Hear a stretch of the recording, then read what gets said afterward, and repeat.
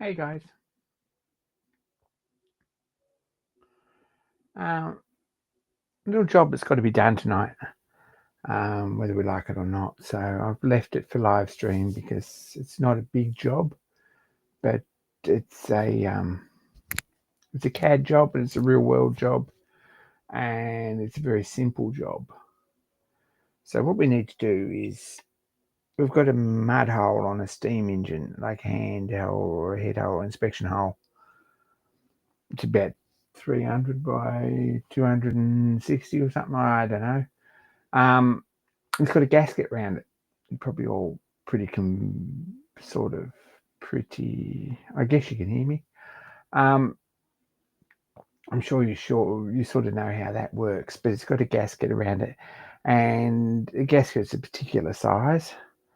Now, Fridge cut one out of a bit of insertion rubber that's not even a little bit on the not ugly side. Like it's terrible. Um, gonna come out and say it's really not good.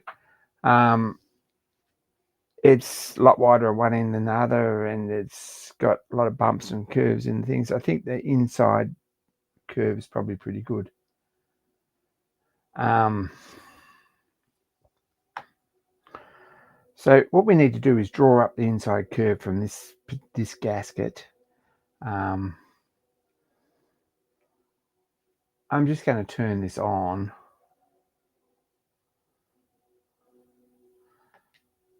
I'll do this for a bit, and you can actually see what I'm working with here, down here in the corner. So that's sort of what I got, but this is ugly. We need to get a DXF file, which is an AutoCAD file, which is sort of industry standard for cutting and CNC and stuff,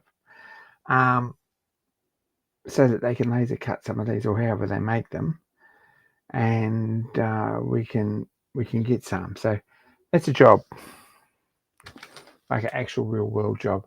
I'm going to turn this off because I think it slows my camera down. But hey, everyone.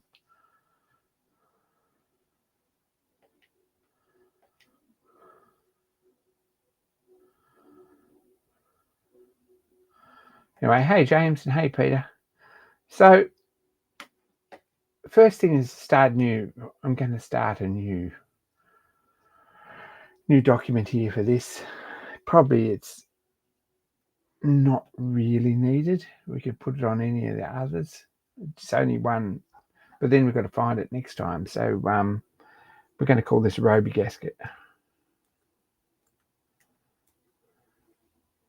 Actually, what we're going to do, let's cancel that. We're going to go down here to where we've got starting valve, because it's got a lot of Roby parts in here. So I'm going to go with that. We're going to put it in there. I think that's the best. So this is just a flat drawing, really, is all we want. See, this has got the cap Roby parts, and all that sort of stuff. So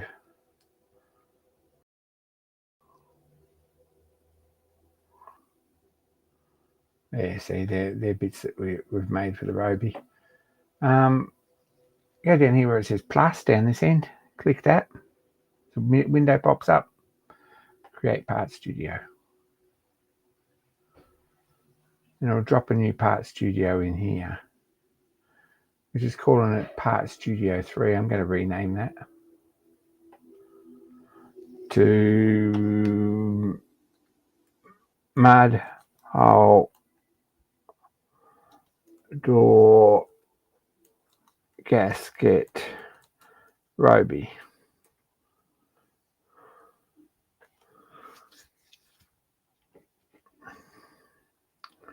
That'll do. And we'll go to the top. Probably the easy and quick way to do that. We can click this up here, as we know. Click the top there, and that brings it back up in line. In fact, it's looking a bit more complicated, or you can't reach it. All we've got to do is put in the sketch, new sketch. And it asks us for a sketch plane. Over here in the feature library, we can click top. right, and put in at the top plane. And then all we've got to do is click N, just the N key, lines it up. So that works. Anyway, so what we've got is an oval, right? Now, I'm not convinced that the oval is actually a standard oval. We're going to check it after a bit, but I don't think it's going to line up. What I'm going to do is go with the midpoint line and the construction line.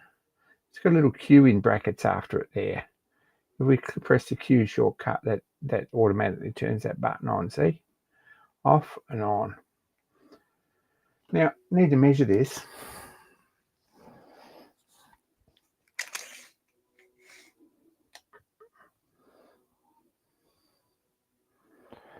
Looks to be about 290 end to end. If we go from the midpoint, or the origin point there, stretch this out a bit to that sort of says about 290, something like that. Click that, see it's got a measurement there in a box. We can just type in 290 and press enter. And that'll automatically make that 290 across the center there. The other way, let's have a look top to bottom.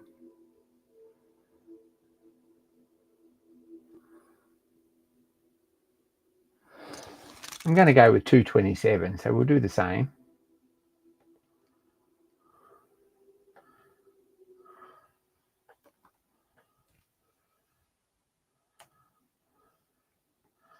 There you go. Now, there's an ellipse.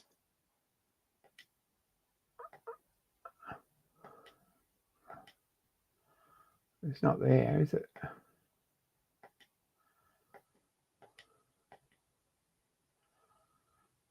It should be there. Where is it? A center point circle and a three-point circle.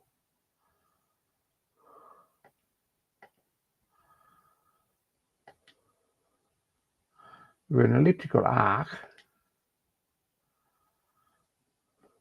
We can go up here to search.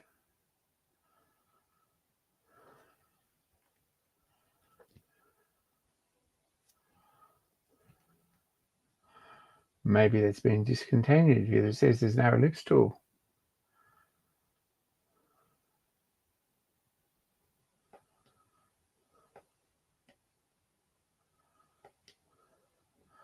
So let's use the ellipse arc anyway and just see how that goes. Elliptical arc. This one. We can select there. There. And there.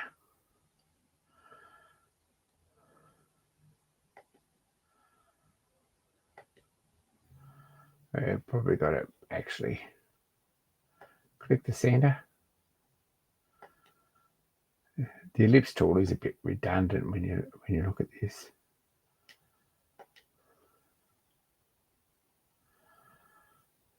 Swing that right round there.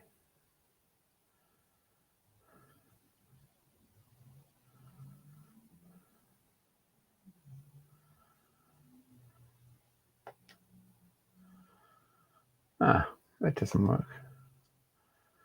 Where is the ellipse tool?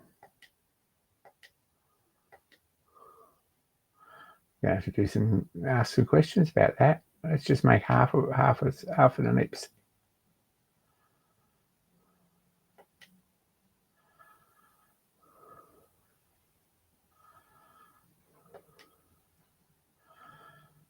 Don't know. We can easily mirror that. So we need more information. And what we've got here is always more than one way to do something. Mirror that across, and we've got an ellipse. So I've got an ellipse. Is it anything like the picture? Probably not. Pretty strong chance that it isn't.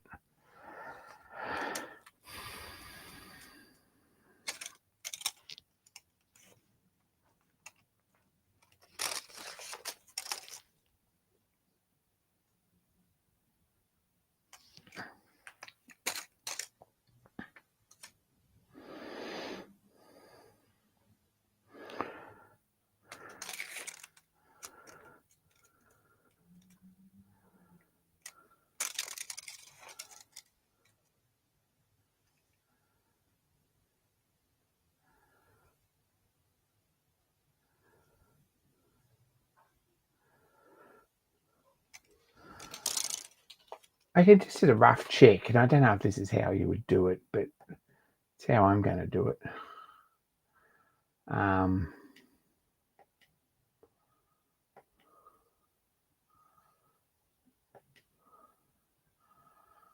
Let's draw a line up here. If we draw a line in here, well, we've got 80 mil.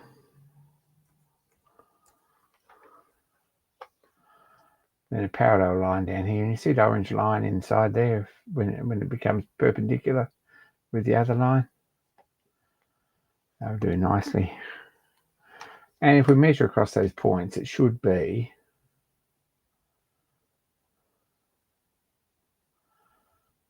across the intersection there.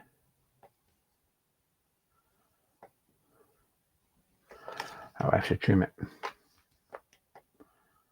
Not a big deal.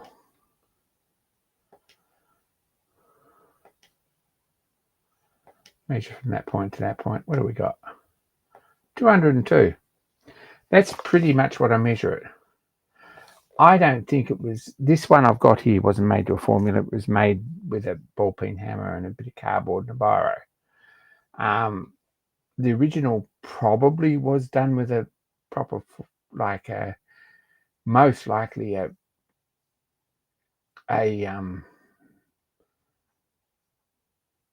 pencil with a string on it. Is sort of the best way to make a decent oval. But what we got is 203 millimeters. If I have a look at this gasket with a ruler and a tape measure, and I measure in 80 mil and measure across there,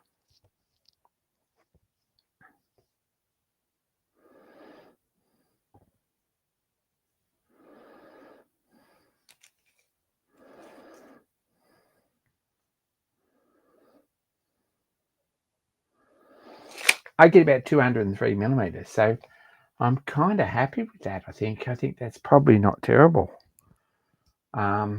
It's probably as simple as that.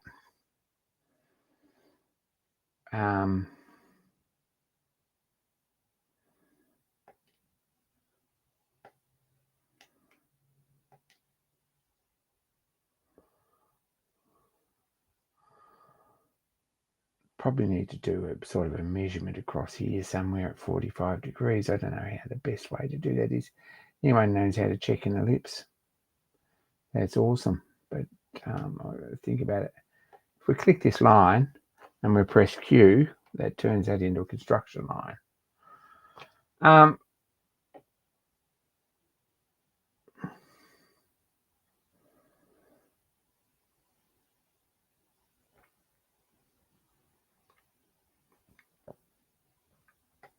If we trim the center out of there, that piece, what we can do is put another line here,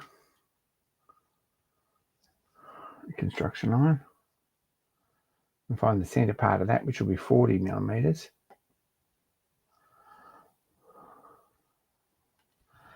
And trim that.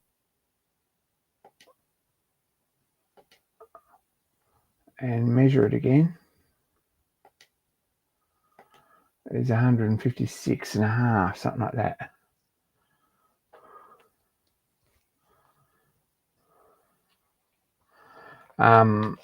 I would say that probably the most likely way of creating an ellipse in 1895 was the pencil and string trick. Honestly, 3 nails and a string here on a pencil. I don't think there was much more to it than that. Probably they had a French curve, in which case they would probably pattern maker just draw it out.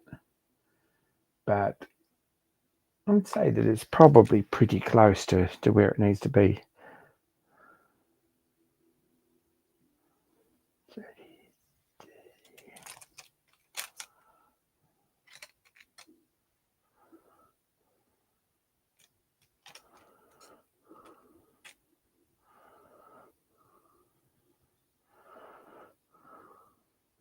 But 156. So that's pretty well measures up to be exactly what it should be. pretty happy with that. That was a lot easier than expected. I was expecting to have to put in a grid and then plot this out to match. But it's just a standard ellipse, which is really nice. It's good when things like that happen.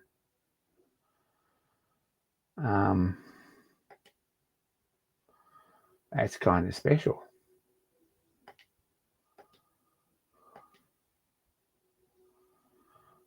Probably delete this, a bit of clarity here.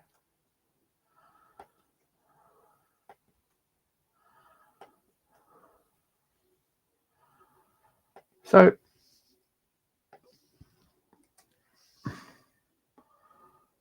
it needs to be a certain thickness, and the minimum thickness here is about 1 inch. 7/8 probably is the minimum. I'm sort of feeling like places it's 1.5 inches, this one, so I'm going to go with 1 inch. We'll go with 1 inch. So just use the offset, which is this one.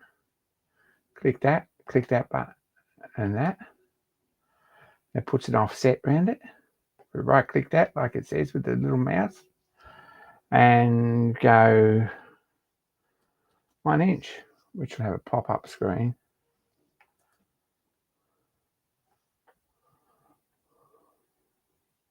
One inch is how we do that. There's a pop-up screen. You can select inch. There you go.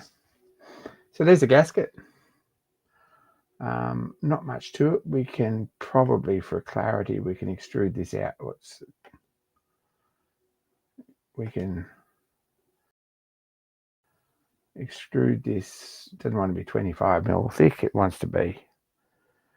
He's got about 5. Let's go to 5 mil. Just for simple. I don't think that's thick enough, but anyway. It's one of those rotten mud hole doors that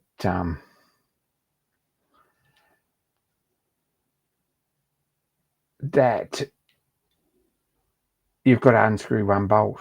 It's got 2 studs. You look at it, got 2 studs, one about here and one about here if you look at the mouse. One of them is riveted in and one of them is screwed in. So to get this door out, you've got to unscrew one and then tip it around sideways and pull the door out. It's a bit of a trick. It's not a fun thing on any level, but anyway, that's the gasket. Simple as that. So if we right click this,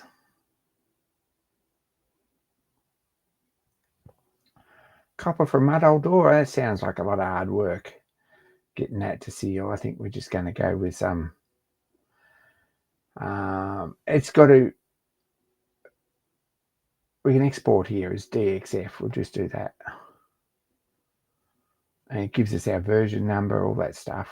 Option to download it or save it to another tab or whatever you want to do.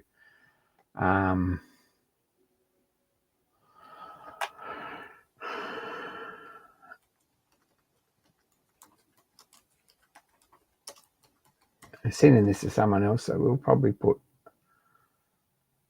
all the information we need on it. And that's exported. Now, looking at steam tables, it's got to withstand, what, 60 psi, 100 psi.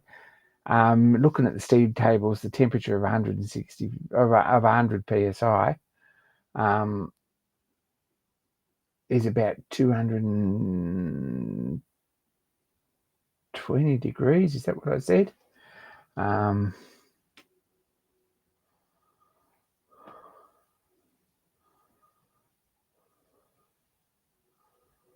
I did have a look.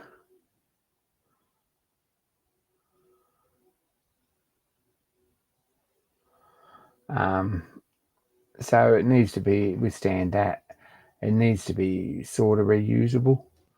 We're not going for high value, expensive gaskets on here. Mark's got some really nice ones that he's got made. And when the time comes to get mud hole doors for the roller again, which I've got about 6 or 7 of them hanging on the wall.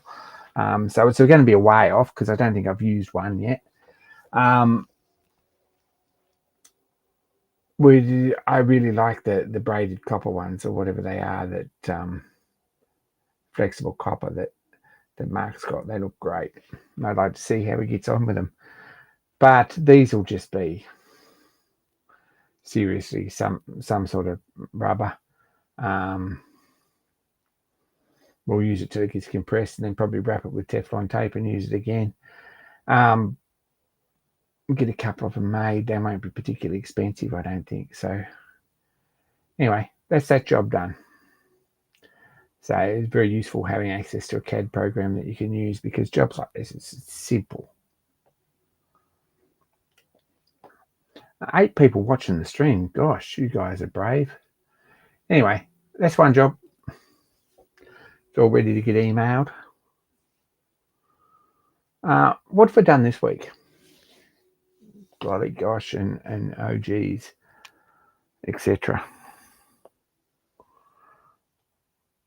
Wait for this to load.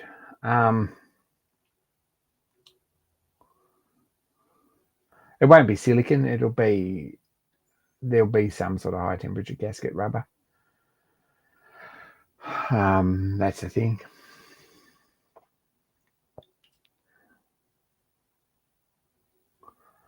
I'll get them to quote on whatever they think's a fair thing. I'll give them the ideas, and they can give us some quotes, and Dan can pick what he wants and pay the bill, and I'll go and pick them up, I guess. Been messing with plates for Glenray. I did some last year and they're really nice. I've got some here to still send out, and I haven't got there yet. It's like I haven't even got one on the roller yet. That's probably a job for this coming next couple of weeks. Not a lot of progress on that. I've got an outline there. That's about it. Got some ideas.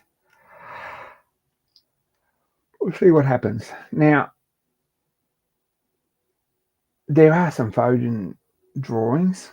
I've been messing with this a bit. A little bit. Like, not very much at all, to be honest.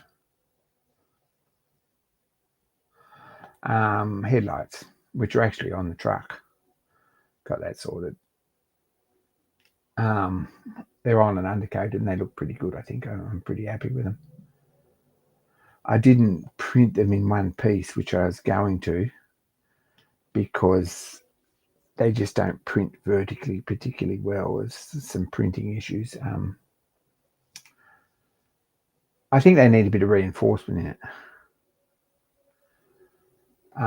This fridge is injured. He can do what he likes. If it was for the roller, I guess I'd be paying the bill. These are in 2 pieces. You see down here on the parts, we've got 2 parts. If we turn one of them off, we turn both of them off, we turn that one back on. There's just a ring.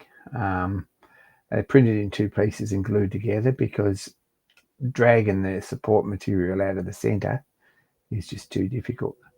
So print them in 2 bits, glue them together, job's done. That means they're both flat on the back, so they both go on the machine nice, and they both give a good surface finish. So that's one job that's been done.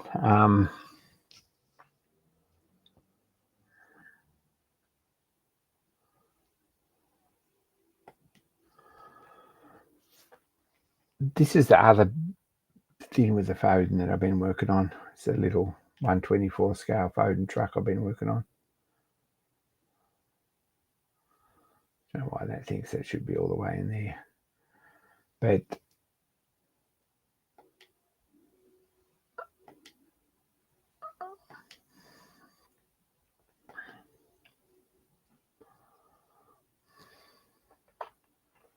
to know how nylon stands the heat, I'll see what they say. There'll be some high-tech stuff. Absolutely. These are the next jobs, right? You've got cutouts for the hinges I've made in brass. If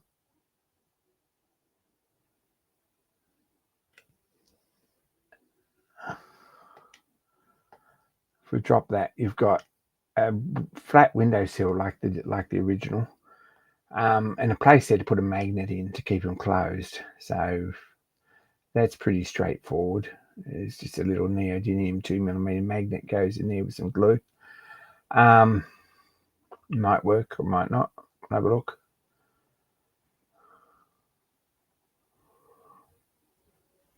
And then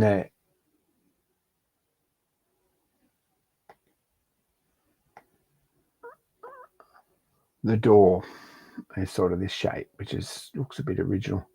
It's a place for a window winder and a handle or opener. Another place on this side for an opener. And a recess for a window and a window sill. Pretty straightforward job. Except they're not. They're a little bit complicated. If you look at them, there isn't two straight sides on them. They've got a curve this way, all the way around. This back side's curved. This front side's got quite a curve in it. Looking at the top of them, they've got a curve this way, see? To match on bottom and top. But it doesn't quite match going through this way. There's more of a curve in the back panel here than there is in the front, which is nearly straight. The front is probably nearly straight, to be honest. But printing them's fun because if you print them this way up, right, get rid of that door. If we print it this way up, this edge here hasn't got any support. There's a bit of strength in these, a bit of strength through here and a bit of strength in here. There's no strength here. Not that that's important once it's on there, but it'd be nice to have a bit of strength there to actually sand it up. And there's no strength in here. Probably that's if you're going to print them on a filament printer, that's the best way up.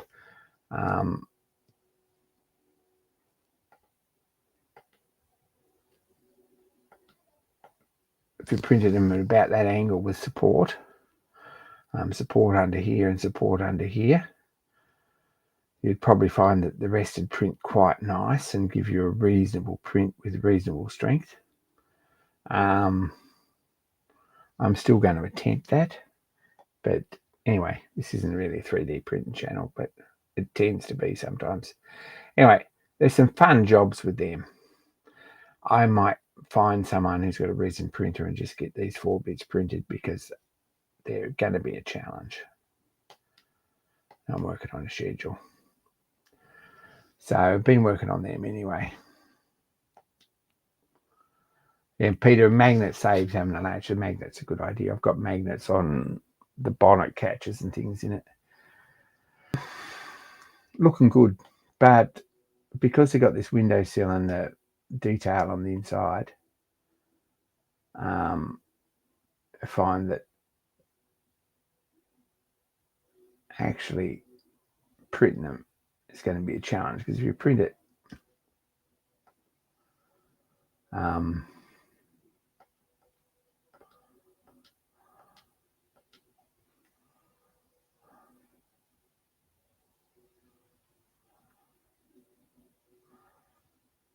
that way up, the support sticks too much on the back, and you're never going to clean that up nice. And I found that if you print it the other way, the support sticks too much on the front. You can't fix it. If you print them directly up and down like this, which is the cleanest way to print them, straight up and down like that, the support, it's the cleanest part, or cleanest way to print them. But there's no strength in any of these, in particular the back door jambs there. These will just snap straight off because there's only like about 2 square millimeters of filament join here, or layer join. And these will snap straight off here too when we try to sand them. Because there's a bit of weight in the doors, if you print them that way up, then this hinge isn't going to sort of last long. It's also a clearance light goes on the outside here. Anyway, they're ready to print, but I haven't got that far yet.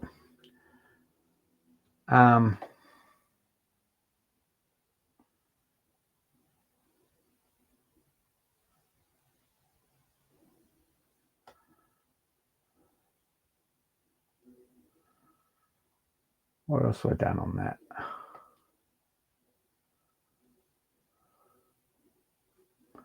Probably not. I don't know if we've had a proper look at this. We probably have.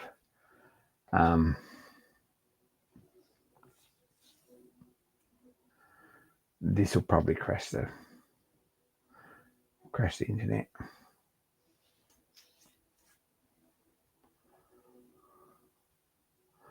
Because some of these bits are a bit complex.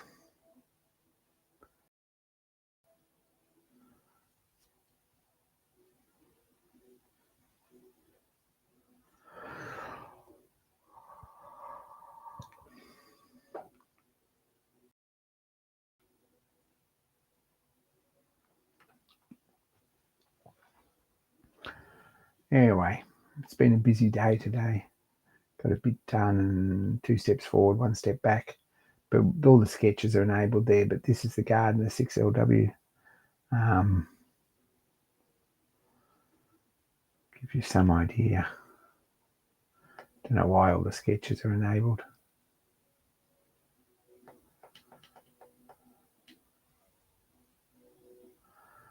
Off.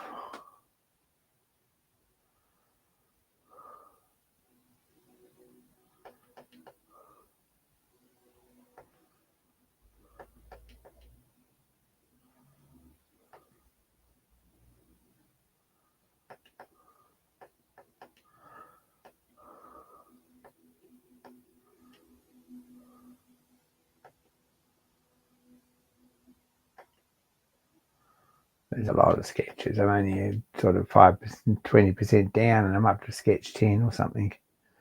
Sketch 13 there.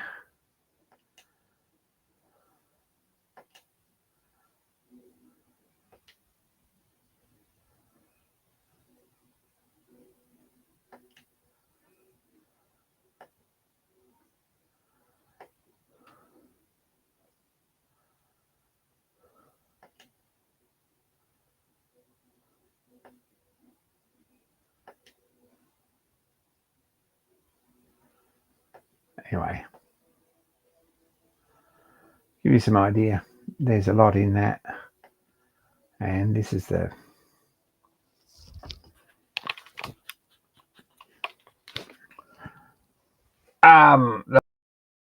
low poly version of the truck.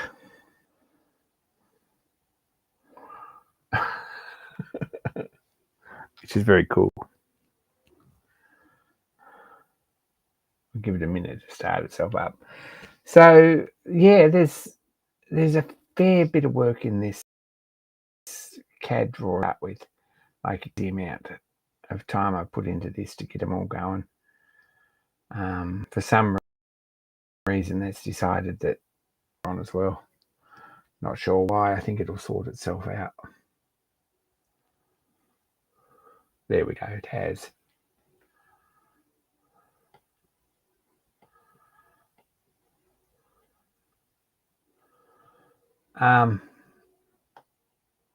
That's sort of a simplified view of it. Most of the chassis and everything is all like what I actually printed. The wheels aren't, because they come straight off the we've got a brake handle in there in the wrong spot that's moved or been changed or hasn't moved or something. And not all the details are actually on here, which is interesting.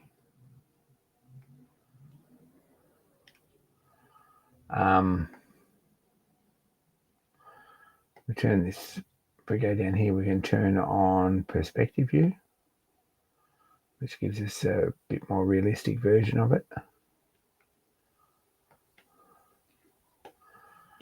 And we can bring this around here to sort of driver's eye view, something like that, I think. Use the middle scroll wheel. We can move it in and out. But to give you some idea, that's, if we press the P button, we turn off those planes. Like so. It gives you some idea what's happening there. A lot of work in that. And it's 3 parts finished and printed and ready to go. But it's not a project to be undertaken very lightly, I don't think. Put a bit of time into that.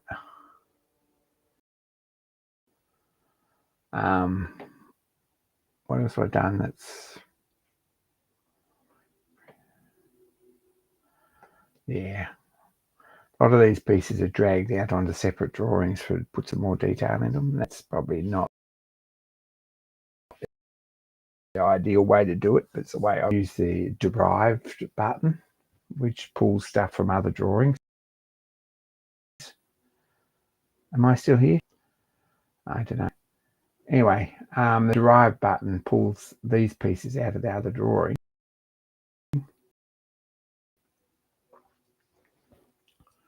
Add a bit more detail. This is the view that I put cab details and controls and stuff in, pretty much.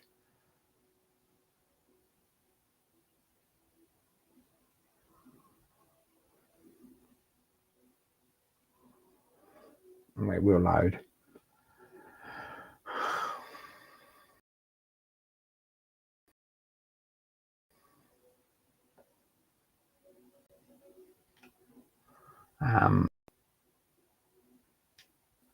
Light switch, pedals, bits like that. How it all works together. Start of brake cylinder there, steering box, all that stuff. Some of it wasn't on here, some of it's separate. But if anyone wants to build one, I'm seriously thinking to drop the link to all these files into Colts 3D or something like that, and also the final version of all the prints and like STLs, and see if someone else wants to build one, because there's a lot of work in it. There's a lot of bits in it, but give you some idea. If you wanted to build one, you had a 3D printer that was tuned in pretty nice, or a resin printer probably is a really good way to go. You could probably very nicely build this, but no, don't, because there's a lot of work in it. So that's the Foden. What else have I done this week?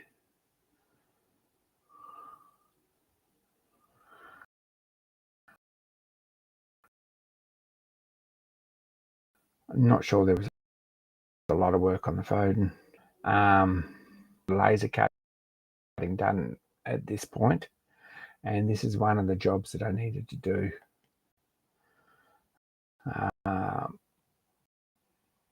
It'll probably open actually. Now it's probably going to have a hissy fit after the last.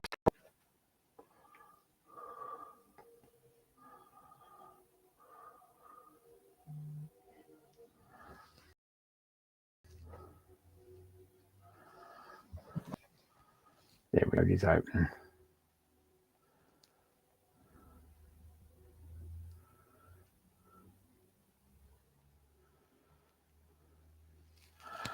So this is just a gasket loop. It's just a, sorry, it's a, where'd that come from?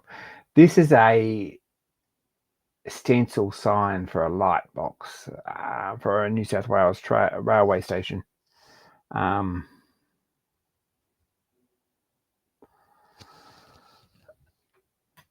He's got the light there and there's no sign in it, so they're just getting that cut for him.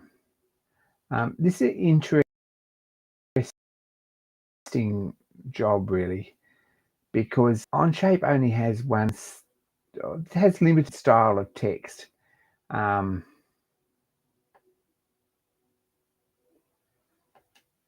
what you find is you can't scale it or move it. The aspect ratio is pretty well locked. But if you want something to fill up that all together, let's have a play with that.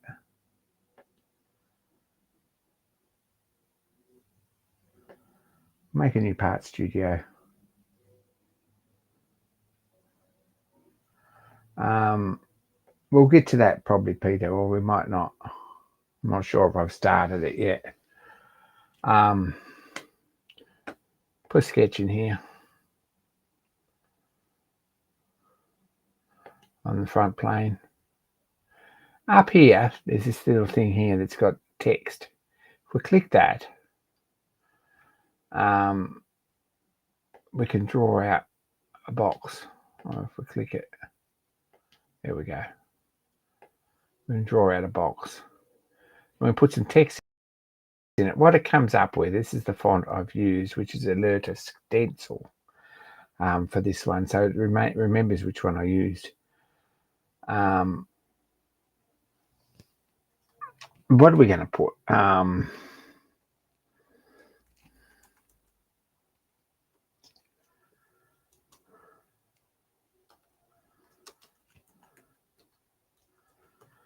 We'll put Peter Stencil and click that, right?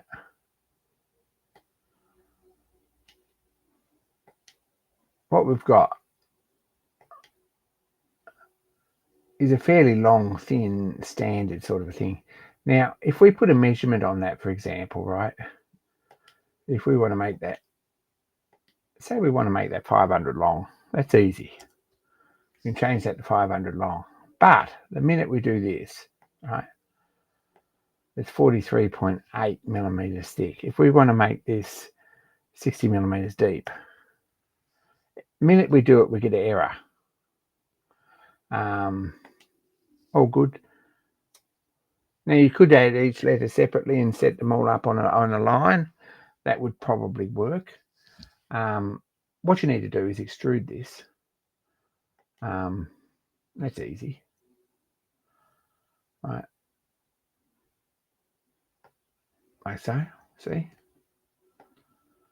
Because it's a pretty good chance that on a 3D model you're going to be stretching it or otherwise, or extruding it into a surface or wrapping it around or whatever. Right? That's all individual letters. And then what you can do is select all them. Right? And up here, there's this thing called the transform button. If we put that transform button in, click that and transform all those parts. We select. We can do all sorts of things. We can translate by like distance, which is just moving at a certain distance, or translate it by X, Y, Z, which gives us an arrow in each direction, and we can move it three directions, 6 directions actually, because you can use reverse. You can transform by mate connectors. So if you want your mate connectors to line up, you can do that so that it's the right size to fit on something. Say you had a Holden badge or a car badge that had 2 pins on the back that go through and get like those tin caps to go on the end of them to hold it in place and go through the panel. And you were designing that to go on 2 holes at the same distance, and you had the 2 holes drawn out, or you had the panel with the 2 holes. You could stretch that using the mate connectors on each of them so that the holes, the pins actually line up on the part. You can rotate it, which is basically just spinning it inside out and upside down and whatever way you want to do it. You can copy in place, which basically just makes another copy of it in the right spot, and you can drag it to wherever you want. Or you can use this one as scale. If we click that, it's got this button down here. I'll pull this up here where you can see it. Scale uniformly. If we untick that, it's got X, Y, Z scale. So if we want to make the Z scale 2,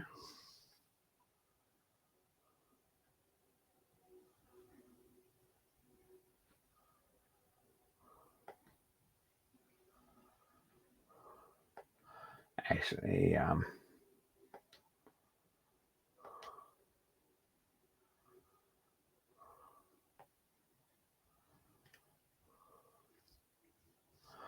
and then we've got to have a point that we actually want to work on. So probably the easiest way in this drawing is just to go to your origin point. So we can click that. Now that'll scale it.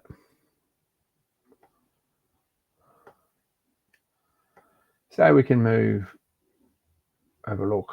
That gives you a shadow of what it used to be.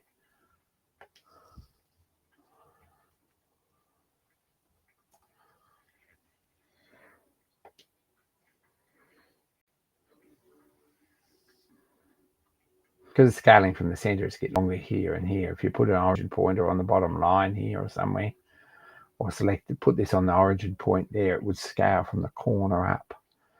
And the fraction along, we can go 0.9 there too.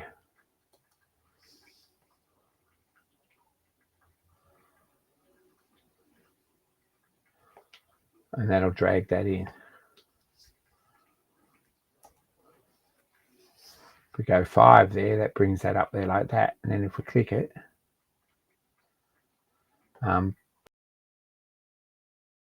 basically what it's done is that's the way to do that. A little bit interesting, a little bit what sort of roundabout, but you can turn fonts into things that actually work. We can go back and edit this if you like, because that's a bit tall, I reckon.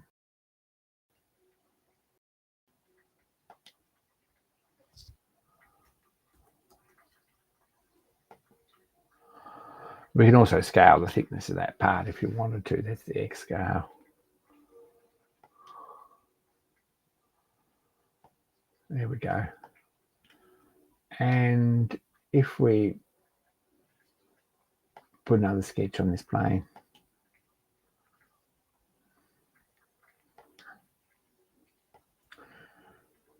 roughly make a box around there, and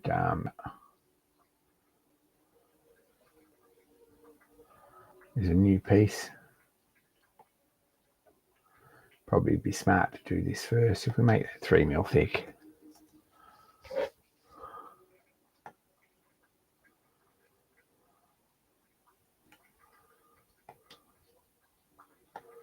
we've got that. We'll move this up here behind sketch 2. That makes no difference to anything. Move this one up here behind that. Is put that extrude first. So when we change this extrude, that still shows. If we want to put it through the part, we just click the symmetric button. It's probably the easy way. And that'll put new parts in. We can go remove.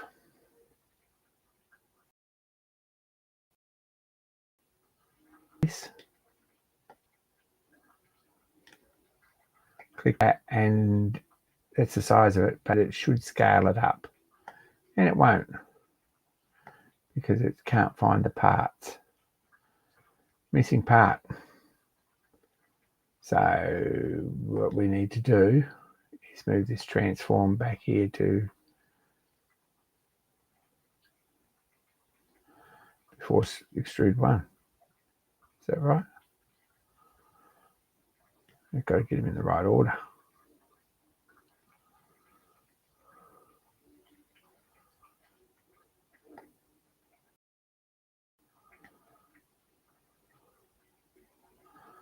Might not be that easy.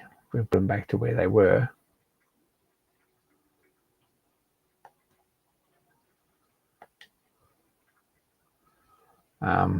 Go for a new part instead, the same as we did before. Then all we got to do is a Boolean subtraction instead. That's probably as easy as anything to do. Tools and target. So we'll select the target first. So we want to take them out of that and change this around to left. And for tools, we're just going to select all of them like that.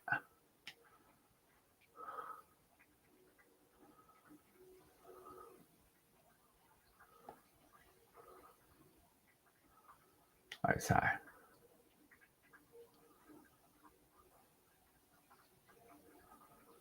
Right, selected all of them. You can select keep tools if you want to keep the letters, or we can stop that and just get rid of all those parts. We're back down to one part. So very cool. On sketch 1, we can go back and change that. We think stencil's not really doing it for us in that particular instance. If we go click on this and click edit text, we can change this. And there's quite a range.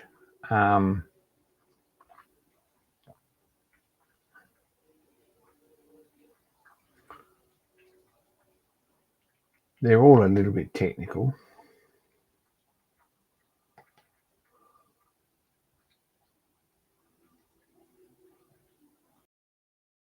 Like they're all a bit sort of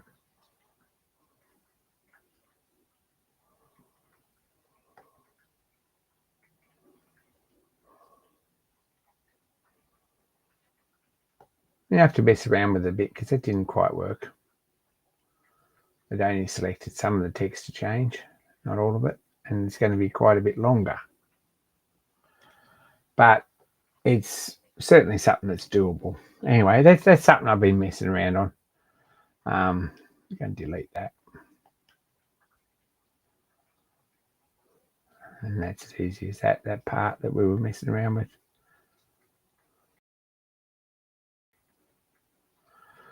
That's another job.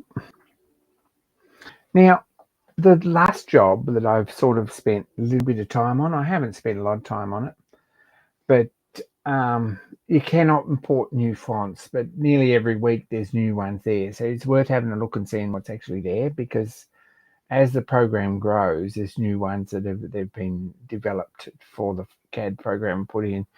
When I first started using this CAD program, there was about 3 fonts, and they were all basically very basic, to be honest. You can do things like that that law edge that I made, which is a font all of its own. That's quite a simple thing to. It's not a simple thing, but it's quite easy to get a casting with font on it that is actually, or a lettering script or a letter system on it that matches something that you need to copy. So the launch one's sort of done that way, but it's a little bit more. It's been modified around. Now, being tasked with building donation blocks because we seem to have a new Steam club starting up, or an old one rising from the ashes, or whatever you want to sort of say. I've been a bit hesitant to say too much because it hasn't officially happened yet, but it looks like it's very, very imminent. So we need a donation box, and automata donation boxes are very cool. When you drop the money in, it actually does something, or you drop the money in and you can turn the handle and make something work with a visible gear mechanism that makes everything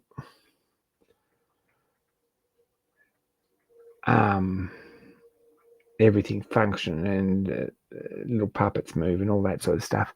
I've built a couple of automaton in my lifetime. The most recent one was Brustanox's Codehanger 2020, I think was the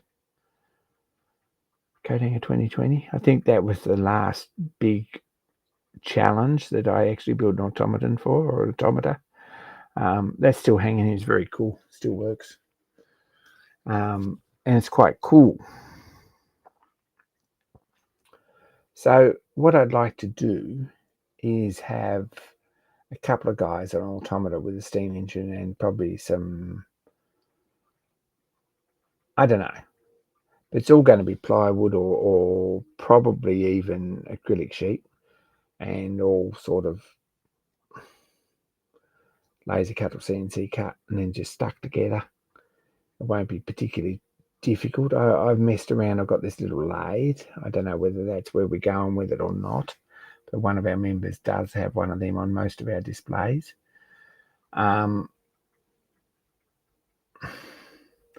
Whether we have another guy here starting a truck, or whether we have an actual steam engine that's running,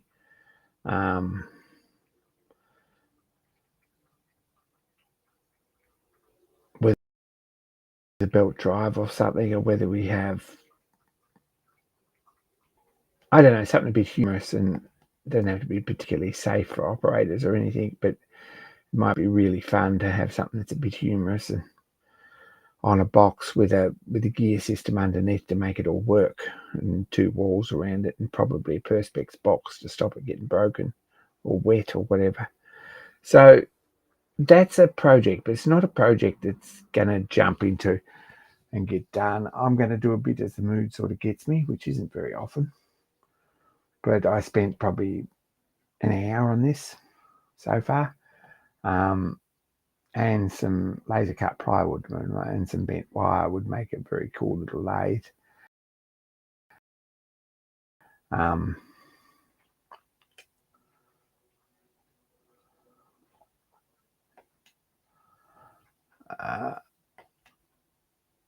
Whether you put like a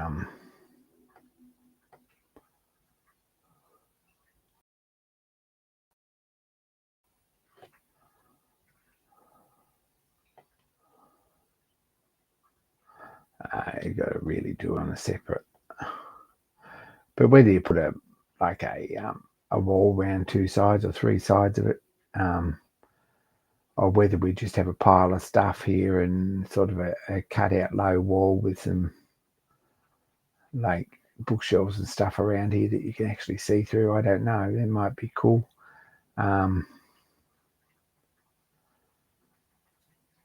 huge pile of timber in here for the steam engine coming off the lathe might be really fun too. Something like that. Not really sure. Some guy opening the back of the steam engine with a light inside and throwing bits of wood in, something like that. And then someone on the treadle lathe going flat out making firewood.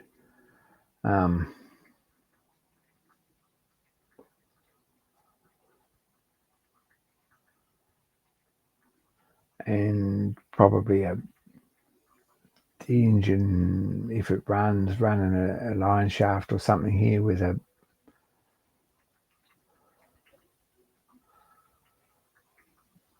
I don't know. Hey, Electro Pancake, I've been watching this say good day.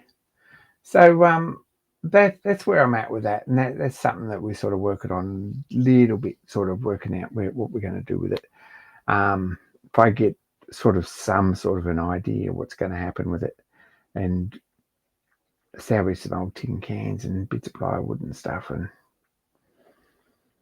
maybe make a steam engine out of that, a PVC pipe maybe, and put either a light in it or some sort of digital fire or something that works when you crank the handle. I don't know whether we put batteries in it or whether we actually just have it hand crank. Don't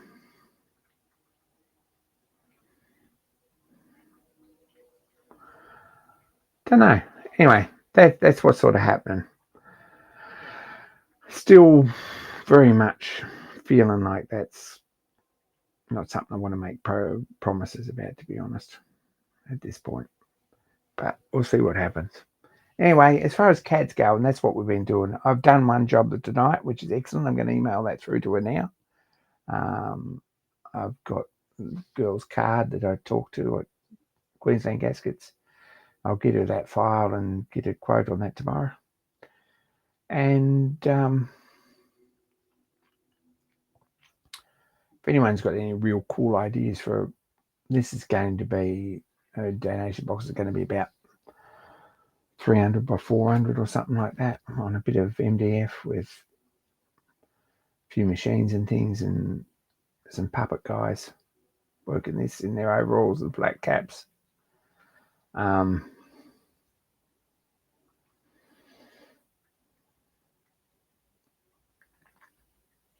see what happens.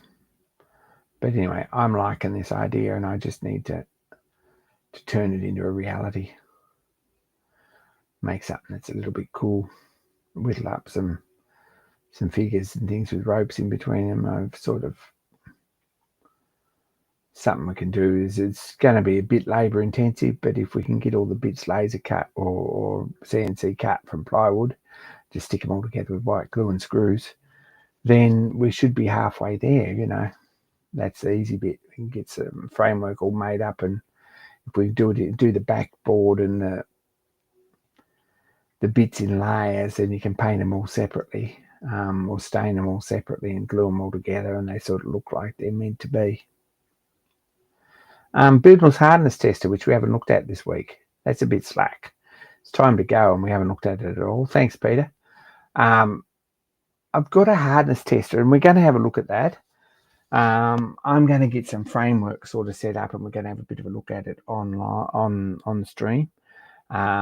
There's basically a new piece to go in the face.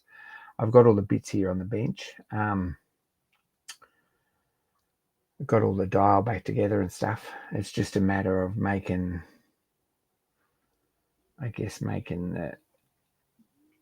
the piece to fit the casting and make a pattern for that, and then get it cast in aluminium and finished up.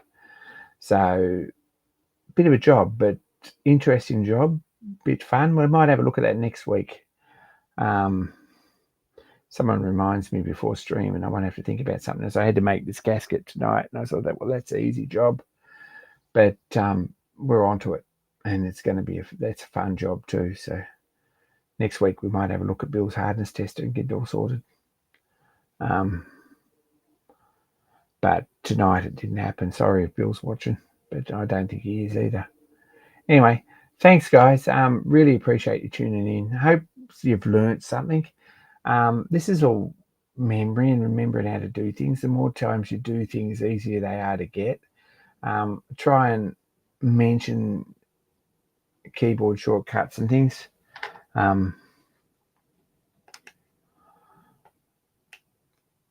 Because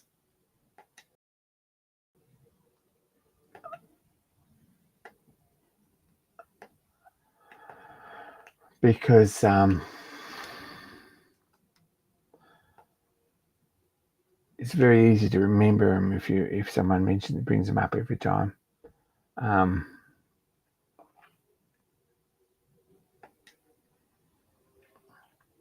Looks like Bill's back into actual knife making, so that should be absolutely encouraged.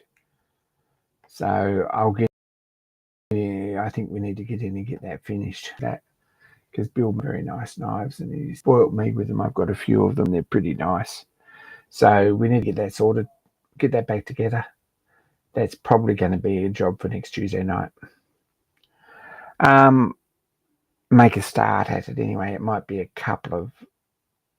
It's not a simple, by any means. It's not a simple job at all to put that together. There's some interesting curves and planes and some very interesting advanced CAD in them actually. So whether we do a bit of that and a bit of something else, making a gasket's pretty simple, especially when it's a standard oval, and we can check it pretty easy. Making a aluminium piece for a Japanese hardness tester from the space age is a little bit more of a job, to be honest, but we'll have a look at it. Anyway, William Henry's just turned up just as we're finishing. I'm going to call this a night, I think. I've got things happening here everywhere. I've had the drone out with the batteries charging.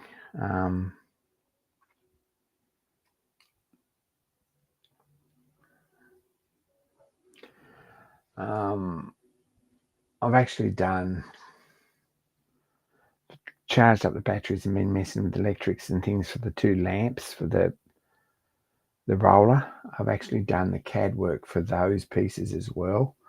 If we have a look, if anyone's interested, this is what I've done.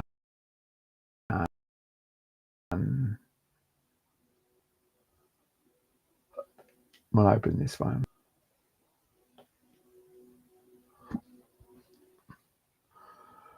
And have a bit of a look when this finally loads.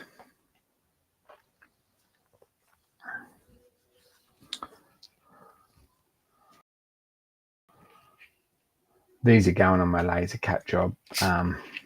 Still got to, hopefully,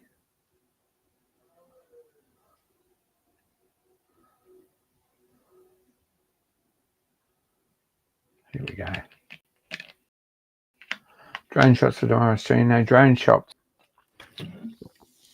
Big road run on the 31st and the 1st, providing it's a nice day. If it's a wet, if it rains for a week up until, I'll be down at Fridges on the 25th for the day. We've got to cut some firewood and do some jobs. If it's in the forecast says it's going to rain, we're going to call the road run off because it's just not practical. But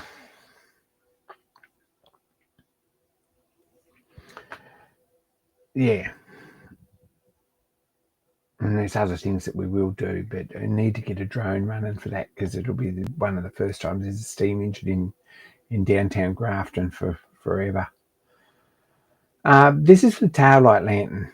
It's just a bent up piece of tin in 3 bits. If we have a look at the sheet metal model, this is what we got cut.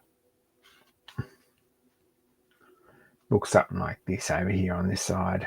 So basically it just bends in, like bends here for a handle in the base. This bends up the side and this bends over the top, and this bends down the other side, and then it's got a tab that bends down flat. Therefore, put a couple of screws or a couple of pop rivets in. If I find some pop rivets, I'll probably put them in it without too many problems.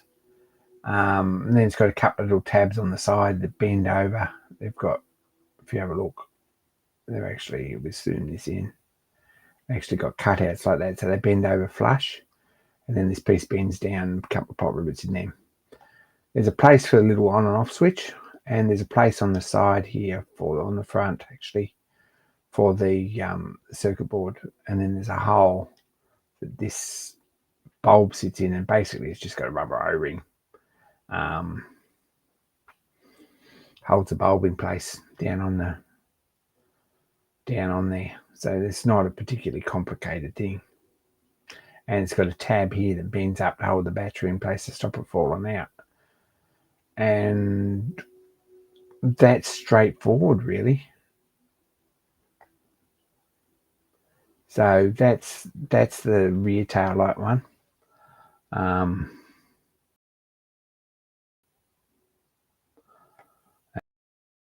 None of these are particularly well labelled or anything.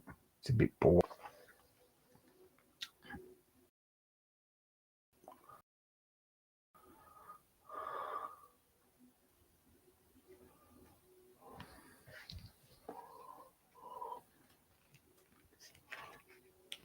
Turn them off, and there's a sketch on as well, I think, here.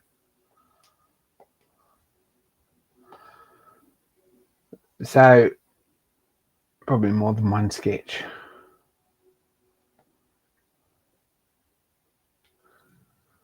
Looks like sketch 10 is still visible too. So what we've got is a similar thing. It's a little bit taller for the other lamps.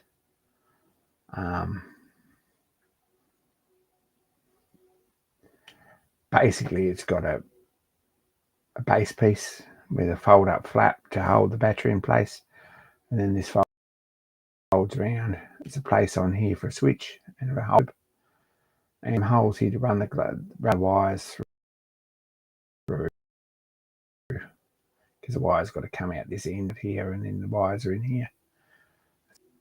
And there's a place on this side to put basically to put the circuit board on, the mounting holes, and two bend over tabs just the same. So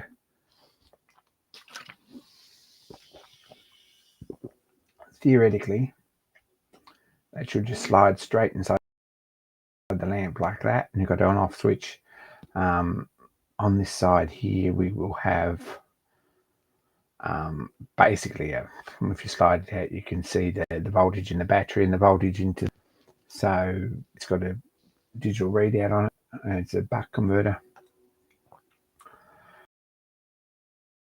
which levels the volts out to 10 volts through the globe, and then it's got a little LED cob globe goes in there that gives you illumination all the way around the reflector.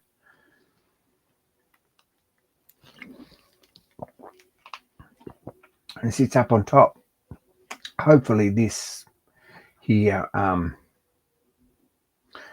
the globe's sticking out, doesn't interrupt too much on the way it actually just occurred to me. I don't think it will. I don't think it'll give us very much. It might give us a bit of interruption on the reflector at the back. If that's, we'll have to think of something else. But I'm just going to get these cut from, there it is, that piece, just going to get them cut from 0.5 aluminium or 0.5 steel, and fold them up easy. Put some pop rivets in them and put them in the lamps, and they'll be going. Get us out of the way anyway. So that's another job. Haven't really been sitting around doing nothing, but I don't feel like it's been a particularly productive day either week either. Anyway, more tomorrow night with workshop stuff. We have a bit of a look at what we've actually done and what we haven't done, and got some cool stuff to look at. I think casting stuff and steam engine stuff like that. A little bit of progress on the phone. Anyway, I'm out, I think, guys. Thanks for tuning in. Appreciate it. It's awesome that 5 or 7 of you or whatever watched most of this. I don't know why, but there you go. Hope you're just getting some, not even skills, but enough ideas to actually go into this with a project that might be fun, that you can take on board and actually complete. That's kind of where we're at with CAD jobs. While it's a challenge, it's also can be pretty good fun actually making bits up that work. Anyway, thanks guys. Be kind to each other, and more soon. Appreciate it.